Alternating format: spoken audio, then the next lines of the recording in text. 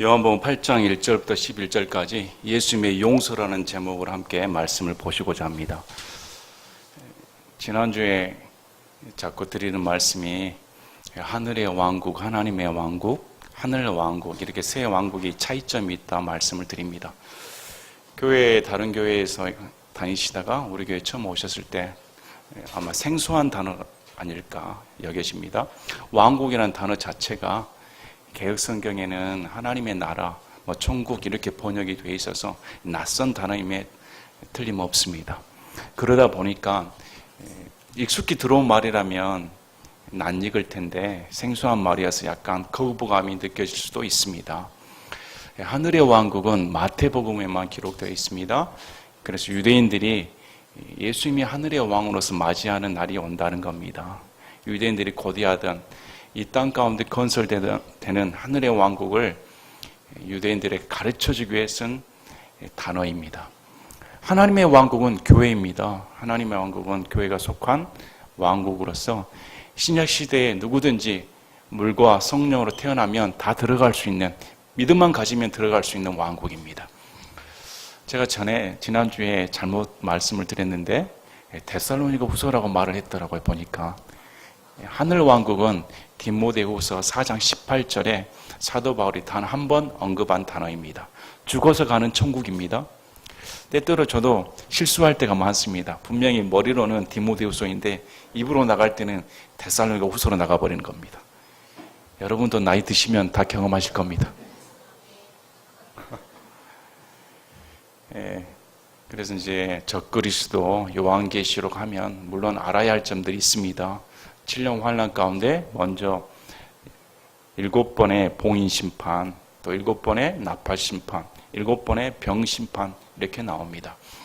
그런 단어들을 기울이다 보면 호기심이 발동할 때가 있습니다. 성경을 하나의 호기심으로 봐버릴 수가 있는 위험한 일이 발생한다는 겁니다. 요한계시록은 아직 우리가 다 알 수가 없습니다. 왜 그러냐면 7년 환난 가운데 들어간 사람이 짐승의 표가 뭔지, 짐승이 누구인지, 그들이 말한 성경에서 예언된 나팔 심판, 봉인 심판, 병 심판이 어떻게 이루어지는지 경험하게 될 겁니다. 이제 우리는 그걸 추측할 뿐이지요. 그래서 우리에게 중요한 것은 저는 그렇습니다. 예수님이 누구신가? 예수님께 관심을 두셔야 됩니다. 신앙은 예수님이란 인격체를 알아가는 과정이죠. 그래서 오늘 본문 말씀도 예수님의 용서에 대해서 함께 보시고자 하는 겁니다. 어떻게 예수님은 이런 마음을 품으실 수가 있을까? 어떻게 인류애를 인간의 몸으로 오셔서 정죄하지 아니하시고 품어주실 수 있는 그 용서의 사랑을 펼칠 수가 있을까? 예수님은 구약에 율법을 주신 분입니다. 율법을 만드시고 율법을 인간들에게 주신 하나님이십니다. 절대 예수님은 율법을 폐하지 않으십니다. 또 예수님은 이 세상을 정죄하러 오셨다고 말씀하지 않습니다. 구하러 오셨습니다. 그래서 우리가 자칫 예수님의 율법과 은혜가 충돌하지 않나, 서로 상충되지 않을까, 모순되지 않을까, 이렇게 의문점을 가질 수도 있는 겁니다. 무조건 용서하면 눈을 감아주시는 건가? 죄를 안 보는 것인가? 이렇게 오해하는 경우가 있습니다. 본문 9절에서는 예수님께서 율법을 어떻게 대하시는가? 또 사랑이 무엇인가? 공의가 무엇인가? 심판이 무엇인가? 잘 드러나 있습니다. 아울러 여기 나온 간음하다가 현장에 잡힌 이 여인이 바로 저와 여러분입니다. 바로 저와 여러분이라는 사실인 겁니다. 이 말씀을 보시면서 참 내가 현장에 이 간음하다 잡힌 여인이라면 나는 어떨까? 과연 내가 그 현장에서 붙잡혀서 예수님을 1대1로 만났다면 나는 어떻게 예수님을 바라볼까? 사람들은 이런 나를 어떤 시선으로 볼까? 다시 말씀 한 구절 한 구절을 보시면서 예수님의 무한한 사랑, 측량할 수 없는 사랑이 임하시길 바랍니다. 8장 1절에 예수님께서 올리브산으로 가시니라, 이제 사건 배경에 대해서 나옵니다. 이 앞절에 보니까 모든 사람은 자기 집으로 돌아갔습니다. 그러나 우리 예수님은 집이 없으십니다. 돌아갈 집이 없으셔서 또 기도하러 아니면 사색의 시간을 갖기 위해 올리브산으로 가셨다가 아침 일찍 다시 성전으로 들어오셨습니다. 예수님은 열심히 있으신 분입니다. 게으른 분이 아니십니다. 아침 일찍 일어나서 아침 일찍부터 한 말씀이라도 더 가르치고자 하신 겁니다. 백성들에게 예수님의 입에 나온 말씀이 하나님 말씀이니까 어찌하든지 가르치고자 열심을 내셨습니다. 그래서 온 백성이 그분께 나와 그분께 앉아 그의 말씀을 경청하였습니다. 이때 뜻하지 않은 사건이 본문에 기록되어 있습니다. 서기관들과 바리새인들이 간음하다가 붙잡힌 여자를 그분께 데리고 와서 온 백성들은 예수님으로부터 들려온 말씀을 듣기 위해 경청하고 있었습니다. 우리가 쉽게 그 분위기를 상상할 수가 있습니다. 예수님의 입에서 떨어지는 말씀이 얼마나 사람들의 마음을 강타했을까. 직접 하나님의 말씀을 귀를 기울일 수 있는 기회가 제공되어 있었으니까. 그런데 다른 무리가 있었습니다. 바리새인과 서기관들. 서기관은 하나님의 말씀을 지키는 자들입니다. 하나님의 말씀을 필사하는 자들입니다. 그리고 바리새인들은 율법주의자입니다. 모세의 율법을 지키는 걸 정통으로 삼았습니다. 열을 낸 사람이었습니다.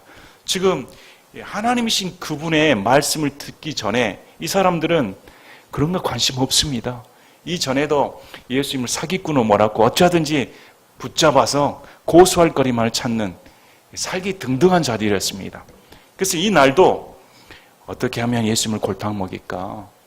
예수님이 백성으로부터 이렇게 인기가 치솟으니 자기들의 입지가 줄어들다 보니까 어떻게 하든지 예수님을 모함을 하여서 고속거리를 찾아 인기 추락을 시켜야겠다. 그래서 이 꾀를 내어 그 사건에 등장을 하는 겁니다. 누가 등장을 하냐? 간음하다가 붙잡힌 여자입니다. 그분께 데리고 와서 그녀를 한가운데 세웠습니다. 우리는 한번 상상해 보시길 바랍니다. 간음하다가 현장에서 붙잡혔다고 합니다. 여자가 뭐 변명할 여지가 없습니다. 그냥 즉결 심판입니다. 아유, 전 그런 거 안 했습니다. 사람 잘못 봤습니다. 생각이 나질 않습니다. 이렇게 변명할 수 있을 텐데 이 여자는 현장에서 붙잡혔습니다. 뭐 누구 하나 변호해 줄 수가 없습니다. 자, 여기서 보시면 남자는 어디 있을까? 바리새인들과 서기관들이 공의로 왔다면 현장에서 남자도 붙잡아야 됐습니다. 여자를 통해 남자의 신원 파악을 할 수가 있는 것이죠. 그러나 이 사람들은 뉘앙스를 보니까 공의로운 심판을 이해하는 것보다 이 여자를 계기로 인해서 예수님을 궁지에 몰아뜨리는 것이 우선이란 겁니다. 그래서 이 여자를 한가운데 세웠습니다. 한가운데 세웠다는 말은 군중들이 바리새인과 서기관들 비롯한 무리들이 빙 둘러서 있었다는 겁니다. 이 여자는 끌려왔을 겁니다. 수치와 모멸감에 견디질 못하고 사람들 손에 질질 끌려서 바로 심판석 앞에 서 있다는 겁니다. 어쨌을까요? 아마 사람들은 저주했겠죠. 가정을 파괴한 자, 가정을 파괴한 여자. 성경에서는 간음은 정의하기를 정상적인 부부 생활 외의 모든 관계를 다 간음으로 말합니다. 혼전 관계, 혼외 관계 다 포함해서 부부가 아닌 대상과 함께 관계를 맺는 것을 다 간음이라고 말합니다. 그래서 레위기 20장 10절과 신명기 22장 22절 말씀을 통해 간음한 남자, 여자는 둘 다 죽여야 된다. 이것이 모세의 율법입니다. 그럼으로써 악을 제해야 된다는 겁니다. 한가운데 세우고 선생님이여 이 여자가 간음하다가 현장에서 붙잡혔나이다. 이제 모세는 율법에서 이러한 자를 돌로 치라고 우리에게 명령하였거니와 선생님은 어떻게 말씀하시나이까? 이들은 법을 알고 있었습니다. 그러면 법대로 심판하면 되지. 왜 이 여자를 굳이 예수님께서 말씀을 가르치신 그 신성한 성전까지 데리고 와서 예수님의 의견을 묻는가? 당시 예수님은 죄리와 창녀와 죄인들 세리의 친구라고 말씀하셨습니다. 그런데 이 간음하다가 붙잡힌 여인에게 즉결 심판을 내린다면 저는 입으로는 친구라고 하고 이제 죽이라고 말하는가? 또 모세의 율법으로는 당연히 돌로 쳐 죽여야 되는 겁니다. 그래서 예수님께서 모세의 율법을 거부한다면 산헤드린 공회에 가서 이 자가 우리의 모세의 율법을 파기하는 자이다 고소할 수가 있다는 겁니다. 또 어떤 분은 당시 로마법에 의하면 사형은 로마 총독의 허용하에 이루어진다는 겁니다. 시민을 처형했을 때는 로마 총독이 산헤드린 공회에게 허용을 해주는데 산헤드린 공회는 처형을 할 때 총독으로부터 허가를 받아야 시행할 수가 있다는 겁니다. 허가 없이 처형을 하면 로마법에 위배되는 겁니다. 그래서 이들은 그 법을 잘 알고 있었기 때문에 어떤 법으로든 예수님이 걸린다. 이 생각을 가지고 왔다는 겁니다. 세상적인 생각으로 보면 예수님께서 빠져나갈 도리가 없는 것 같습니다. 항상 이들은 궁리를 해서 예수님을 궁지에 넘어뜨리려고 이런 술수를 하는 것이죠. 그러나 성경에서 단 한 번도 예수님은 인간의 꾀에 넘어가지는 않습니다. 왜 그렇습니까? 그분이 하나님이시니까. 하나님의 지혜를 초월할 인간은 없다는 겁니다. 이런 살벌한 상황이었습니다. 여러분, 군중들은 어떻게 했을까요? 그들의 살기가 느껴집니까? 당연히 돌로 쳐 죽여야 되는 겁니다. 아마 많은 사람들이 돌을 들었을지 모르겠습니다. 당장이라도 돌을 던져서 여자를 쳐 죽이고 싶었을 겁니다. 저 여자야말로 간음하다가 현장에 붙잡혔다. 더러운 여자, 사회 지탄을 받는 여자, 가정을 파괴시키고 남자를 꼬신 여자, 아마 용서할 수 없다. 전부 다 죽여야 된다. 전부 그렇게 눈에 살기가 등등했을 겁니다. 이런데 우리 예수님은 전혀 거기에 관심을 두지를 않습니다. 보시니까 그들이 그분을 시험하여 이렇게 말한 것은 그분을 고소하려 함이더라. 그런데 예수님께서는 그들의 말을 듣지 못하신 듯 몸을 구부리시고 손가락으로 땅에 쓰시니라. 여기 보니까 킹제임스 성경이 기록되어 있는 겁니다. 말을 듣지 못하시는 듯, 들으려고 하지 않으신 듯 하는 뉘앙스를 풍기는 겁니다. 아랑곳하지 않으셨다는 겁니다. 당연히 예수님이 분위기에 동조할 줄 알았는데 그 살벌한 분위기 속에 예수님은 전혀 동요함 없이 그냥 땅에 몸을 구부리시고 손가락으로 땅에 쓰셨다. 이렇게 나옵니다. 아마 현장에서 붙잡힌 여인을 데려온 바리새인들과 서기관들은 예수님이 뜻하지 않은 반응에 놀랐을 겁니다. 금방 자기 올무에 걸릴 줄 알았는데 전혀 예수님은 딴청을 부리시는 듯 상관없이 아예 들은 척도 아니냐 하시고 땅에 쓰셨다. 이렇게 기록되어 있는 겁니다. 많은 분들이 땅에 뭘 썼을까? 이런 데 관심을 둡니다. 성경에서는 언급하지 않습니다. 언급하지 않는 것은 알 필요가 없다는 겁니다. 알 수도 없는 겁니다. 이 말씀은 천국에 가서 예수님께 물어보면 됩니다. 예수님이 어떤 글자를 썼는지는 성경에 기록되어 있지 않습니다. 그래서 쓰시기 시작했는데 이에 그들이 계속해서 그분께 물으니 그들은 멈추지를 않았습니다. 계속해서 다그쳤다는 겁니다. 아, 예수님, 지금 여기 여자를 데리고 우리 율법대로 말씀을 하시니까 예수님도 율법대로 말씀하셔야 되지 않습니까? 왜 모른 척 합니까? 당장 빨리 정답을 내놓으라는 겁니다. 다그쳤다는 겁니다. 여러분이 예수님이라면 어떻게 대답할까요? 우리가 만약에 그쪽의 시민이었다면, 만약 그 여인이 내가 아는 여자였다면, 동네 가운데 드러난 가늠한 여자였다면 어떻게 처리할까요? 많은 사람들은 이런 여자를 보면 용서할 수 없다. 당연히 형벌을 받아야 된다. 이렇게 생각을 할 겁니다. 다들 그렇습니다. 요즘 내로남불이 유행이란 말입니다. 내로남불 들어보셨습니까?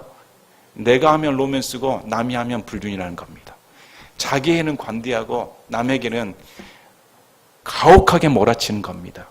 그런 심성이 우리 가운데 있는 겁니다. 그래서 그 분위기 또한 이 여인은 죽어 마땅하다.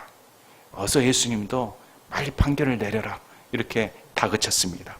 그랬더니 그분께서 일어나 그들에게 이르시되 놀라운 말씀을 던집니다. 너희 가운데 죄 없는 자가 먼저 그녀에게 돌을 던지라.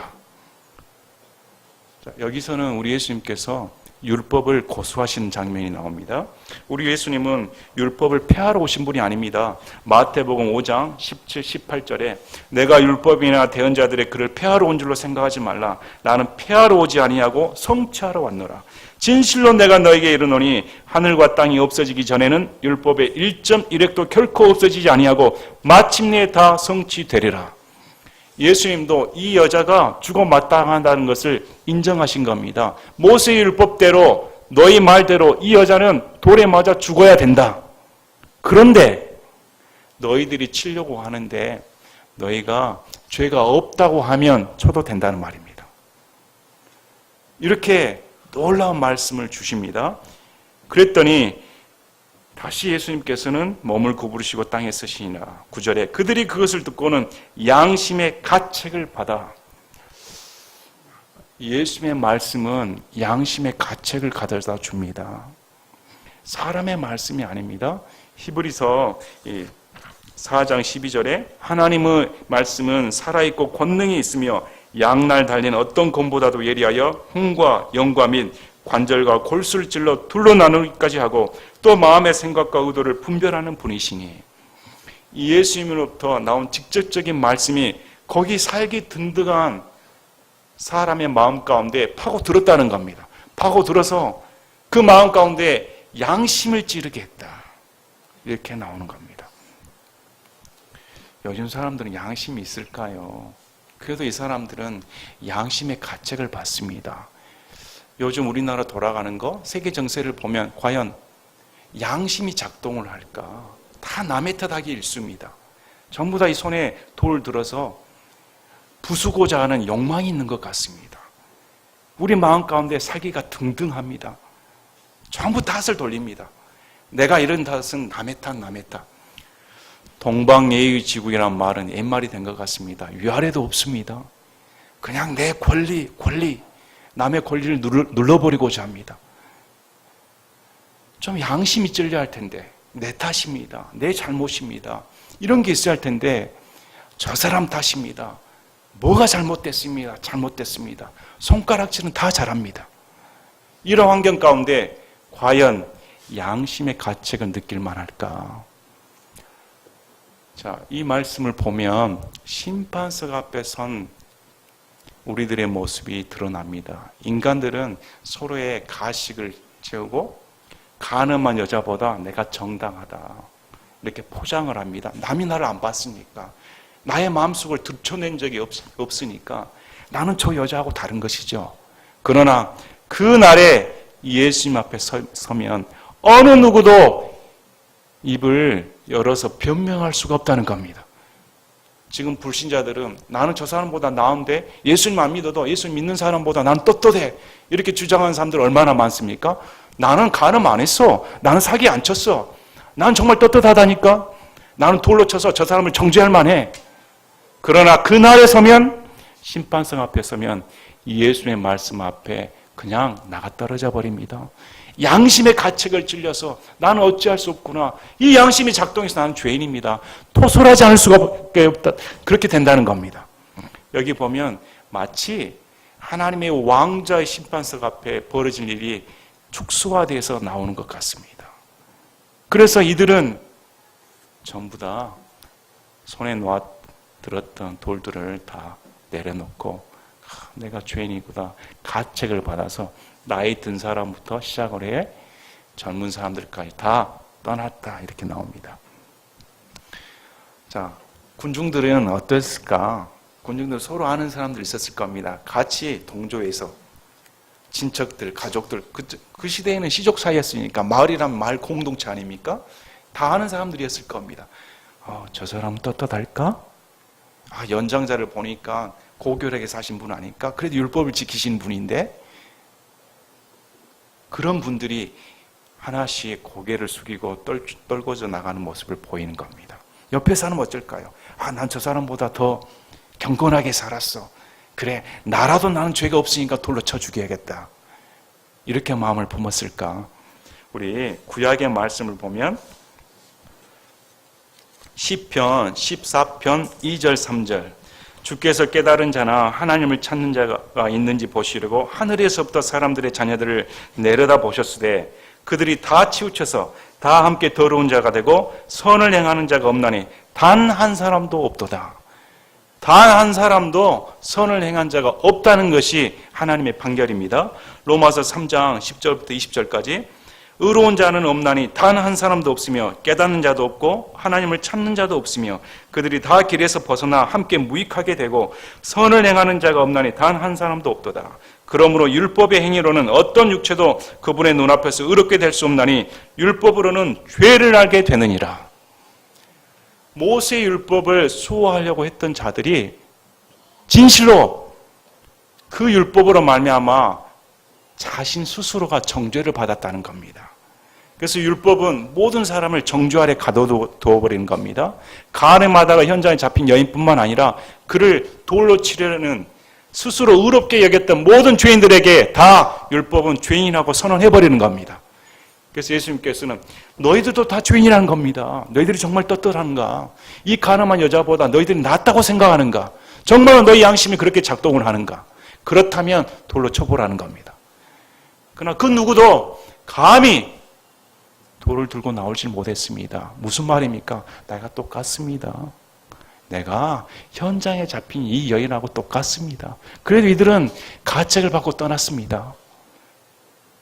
자, 10절에 9절 마지막 절에 보니까 오직 예수님만 남았고 그 여자는 한가운데 서 있더라. 항상 성경에서는 드라마틱한 장면을 연출하는 장면을 봅니다. 거기에 살기 든든한 분위기는 다 빠지고 이제 심판자이신 예수님만 남았다는 겁니다. 인간은 인간을 심판할 수는 없습니다. 인간이 인간을 지옥을 보낼 수 있습니까?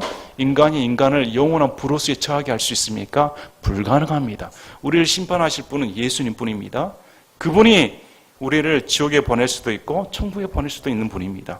그분의 용서함을 믿는 자가 천국 가는 것이죠. 이제 심판자이신 예수님과 여자만 남은 겁니다. 모든 사람이 떠났는데 여자는 떠나질 않았습니다. 왜 그러냐면 예수님께 판결이 달려있기 때문에.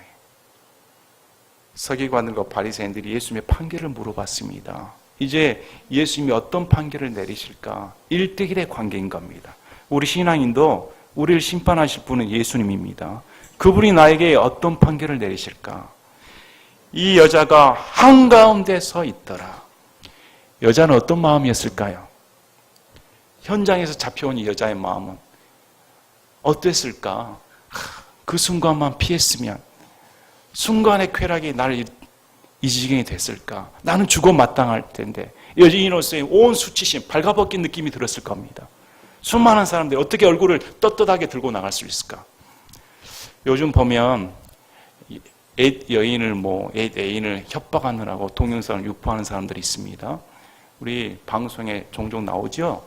거기 동영상에 유포돼서 여자가 수치심을 참지 못하고 자살하는 경우가 많이 나옵니다. 너무 견디기 힘드니까. 이 여자도 그랬을 겁니다. 죽고 싶은 심정이었을 겁니다. 죽어 마땅한 심정. 어떻게 사회에서 내가 다시 생활할 수가 있을까? 낯을 들고 다닐 수가 있을까? 어떻게 사람들을 똑바로 쳐다볼 수 있을까? 이런 마음을 가졌을 겁니다. 그런데 이제 이 예수님만 남은 것이죠. 이 예수님은 어떨까? 예수님께서 일어나서 그 여자 외에는 아무도 없음을 보시고 그녀에게 이르시되 여자여 너를 고소하던 그 자들이 어디 있느냐? 아무도 너를 정죄하지 아니하였느냐? 하시니 고소하던 자들과 정죄하던 자들이 어디 있는가? 그녀가 이르되 주여 아무도 하지 아니하였나이다. 이 여인의 말에 주여란 말이 나옵니다. 바리새인들과 서기관들은 선생으로 불렀습니다. 주로 부르질 않습니다. 주여, 이 말은 내 결정권이 주님께 달려있다는 겁니다. 주여, 아무도 있지는 않습니다. 나는 다른 사람부터 고소를 받아야 마땅합니다. 그렇습니다. 정죄를 받아야 마땅하는데 그들이 지금 물러간 상태이고 이제 예수님만 바라본다는 겁니다. 주여, 이제 예수님만 남았습니다. 하매 예수님께서 그녀에게 이르시되 나도 너를 정죄하지 아니하노니 가서 다시는 죄를 짓지 말라 하시니라. 너무도 유명한 예수님의 용서의 선언이 나옵니다. 나도 너를 정죄하지 아니한다. 정죄할 분은 예수님 뿐입니다. 예수님은 정죄하실 수가 있습니다. 그런데 왜 여기서 용서를 베푸실까요? 여기 보면 여인이 예수님을 믿음의 고백을 한 장면이 나오질 않는데 어떻게 이렇게 무조건적인 용서를 베푸실 수가 있을까?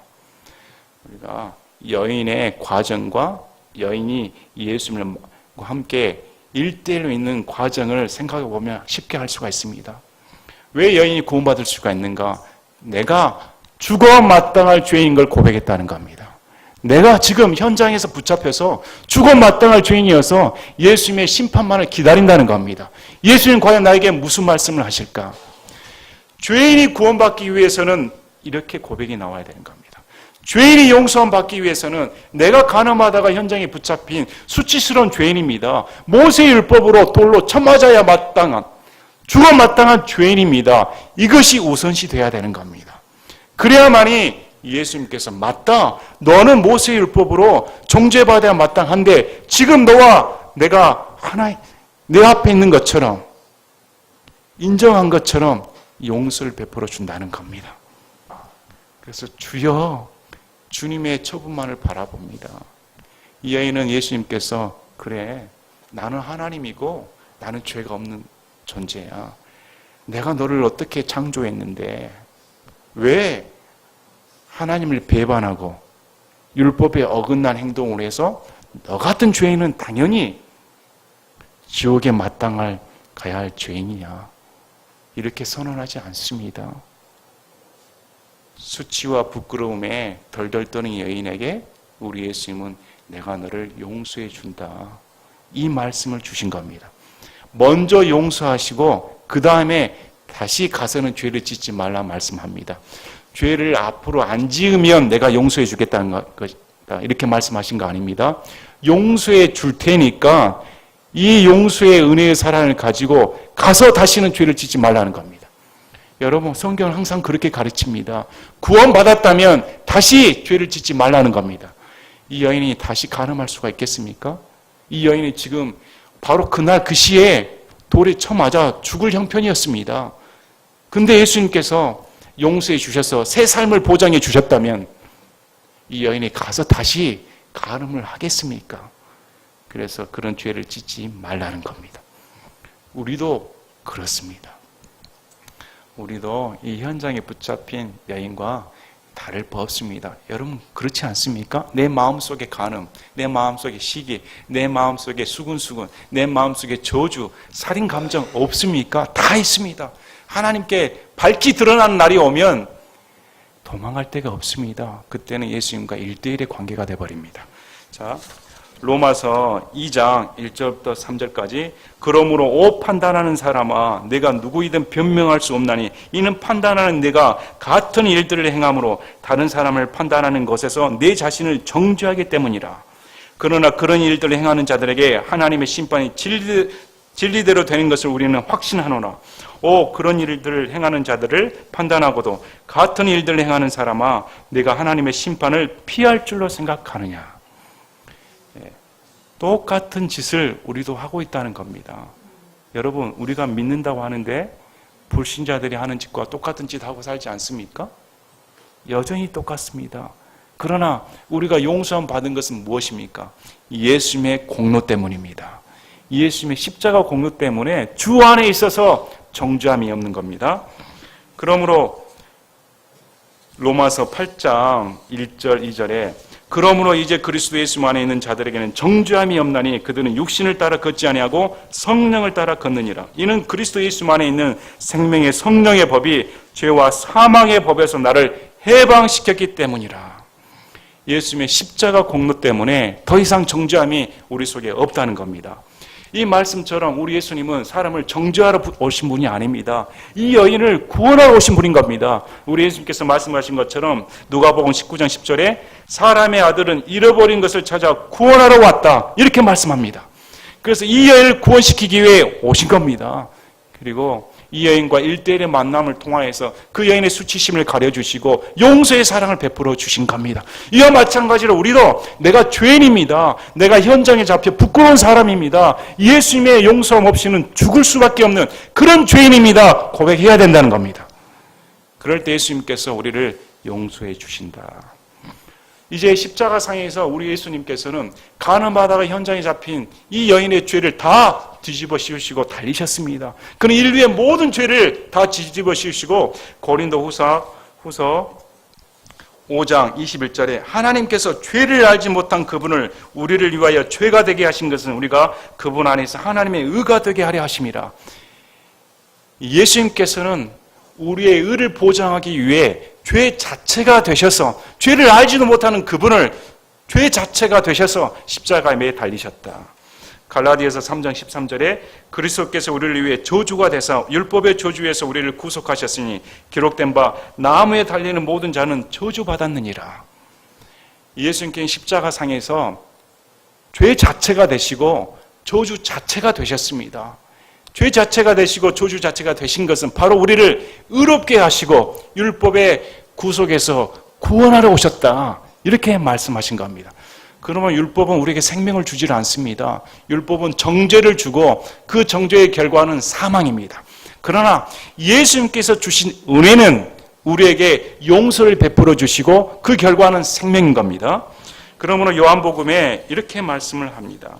요한복음 1장 16절 17절에 우리가 다 그분의 충만하심에서 받았음에 은혜를 대체하는 은혜니 이는 율법은 모세를 통해 주셨으되 은혜와 진리는 예수 그리스도를 통해 왔기 때문이라. 율법은 모세를 통해 주셨습니다. 그러나 은혜와 진리는 예수 그리스도를 통해 오신 겁니다. 이 은혜가 은혜를 대체하는 은혜이다. 이전에 볼 수 없었던 은혜라는 겁니다.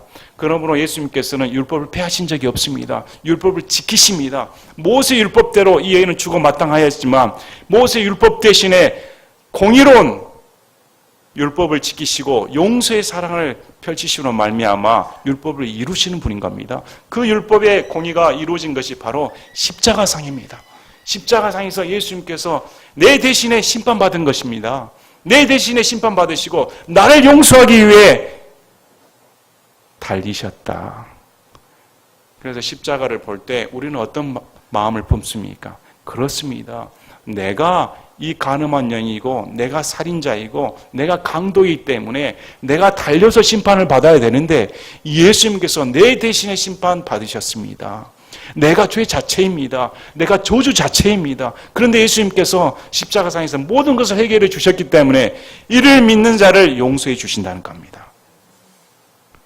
여러분 믿으십니까? 여러분 정말 스스로 내가 이런 간악한 죄인입니다 고백하십니까? 정말 그분 앞에 이런 부끄러운 낯빛을 들고 볼 수가 있습니까? 과연 그분과 함께 1대1의 관계 한가운데 서서 있는 모습 그대로 예수님 앞에 나온 적이 있으십니까? 이 예수님을 알아야 됩니다. 정말 예수님을 1대1 관계 속에서 만나서 이 여인의 심정으로 들어가야 되는 겁니다. 양심의 가책을 받은 것이 구원을 받는 거 아닙니다. 그 수많은 무리들은 양심을 가책을 받았지만 예수님께 나오질 않았습니다. 예수님께 용서를 구하질 않았습니다. 용서를 구한 자는 이 여인 한 사람인 겁니다. 이 여인은 남아서 예수님의 판결만 기다리는 사람입니다. 여러분 우리는 어떨까? 한번 생각해 보시길 바랍니다. 오히려 간음하다가 현장에 잡힌 이 여인이 구원받았습니다.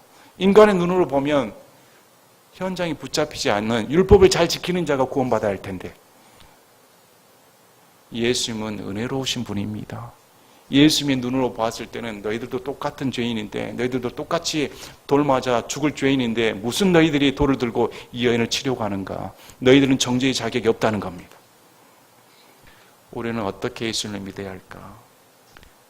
어떻게 예수님 믿어야 될까? 우리 손에 있는 돌을 내려놓고 나를 보시길 바랍니다. 사람들은 자신을 용서하지를 않습니다. 이 여인도 자신을 용서할 수가 없었을 겁니다.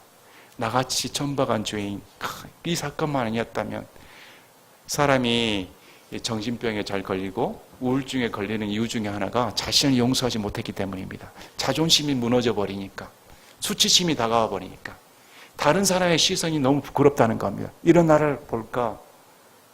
나도 나를 용서하지 못하는데 다른 사람이 나를 봤을 때는 나 이 초라한 모습 어떨까? 사람들은 너무 큰 상처를 받습니다. 누가 위로를 해줄까? 누가 이런 나를 회복시켜 줄 수 있을까? 예수님밖에 없습니다. 예수님은 야, 너도 너를 정죄해서는 안 된다. 너는 무가치한 존재가 아니라는 겁니다. 다른 사람이 너를 아무리 죽음 가운데 내몰아 줄지라도 너는 나에게 소중한 존재라는 겁니다. 난 너를 위해 십자가 달렸다. 네 한 사람을 위해서. 가늠하다 현장에 잡힌 네 여인을 위해 나는 십자가에 기꺼이 죽으신다는 말입니다. 저와 여러분을 위해. 십자가 사랑이 들어와야 인간이 변화됩니다. 어떻게 나 같은 자를 위해 구원을 시켜주셨을까? 나를 용서하게 되는 겁니다. 주님의 용서가 들어오니까 여러분 스스로 용서하시길 바랍니다. 정말로 예수님 앞에 자유함을 얻으시길 바랍니다. 생명의 성령의 법이 죄와 사망의 법으로부터 우리를 해방시키시다. 더 이상 죄의 법 안에 놓이지 않는다는 겁니다. 결코 정죄함이 없다. 예수님 안에 있는 자는. 아멘. 우리가 다시금 말씀을 보고 깊이 묵상하는 시간이 되시길 바랍니다. 제가 기도하고 마치겠습니다.